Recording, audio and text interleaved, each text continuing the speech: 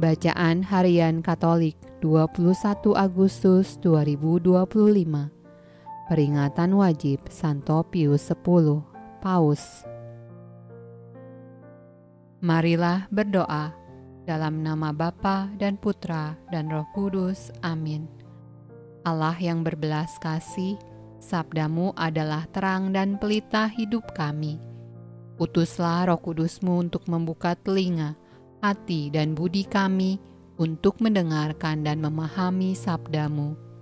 Doronglah kehendak dan tekad kami untuk mengamalkan sabdamu dalam hidup dan perutusan kami sehari-hari. Amin. Bacaan dari kitab Hakim-Hakim. Lalu roh Tuhan menghinggapi Yefta.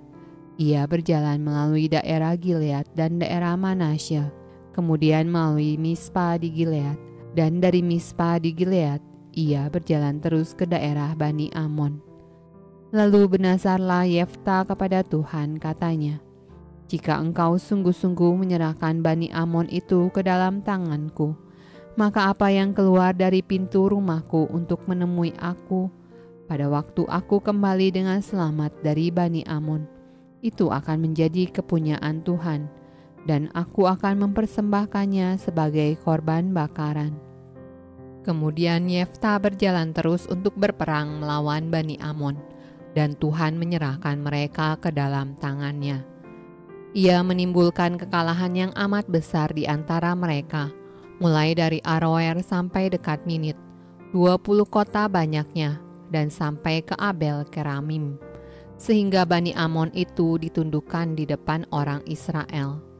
Ketika Yefta pulang ke Mispa ke rumahnya, tampaklah anaknya perempuan keluar menyongsong dia dengan memukul rebana serta menari-nari. Dialah anaknya yang tunggal. Selain dari dia, tidak ada anaknya laki-laki atau perempuan. Demi dilihatnya dia, dikoyakannya lah bajunya sambil berkata, "Ah anakku, engkau membuat hatiku hancur luluh, dan engkaulah yang mencelakakan aku. Aku telah membuka mulutku bernazar kepada Tuhan, dan tidak dapat aku mundur." Tetapi jawabnya kepadanya, "Bapa, jika engkau telah membuka mulutmu bernazar kepada Tuhan, maka perbuatlah kepadaku sesuai dengan nazar yang kau ucapkan itu, karena Tuhan telah mengadakan bagimu pembalasan terhadap musuhmu, yakni Bani Amon itu." Lagi katanya kepada ayahnya, "Hanya izinkanlah aku melakukan hal ini.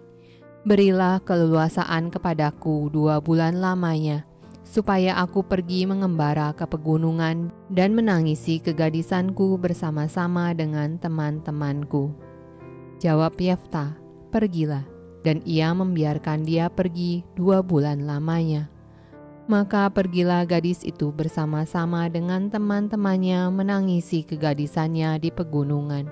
Setelah lewat kedua bulan itu, kembalilah ia kepada ayahnya, dan ayahnya melakukan kepadanya apa yang telah dinazarkannya itu. Jadi gadis itu tidak pernah kenal laki-laki, dan telah menjadi adat di Israel. Mazmur tanggapan dari kitab Mazmur. Berbahagialah orang yang menaruh kepercayaannya kepada Tuhan, yang tidak berpaling kepada orang-orang yang angkuh atau kepada orang-orang yang telah menyimpang kepada kebohongan.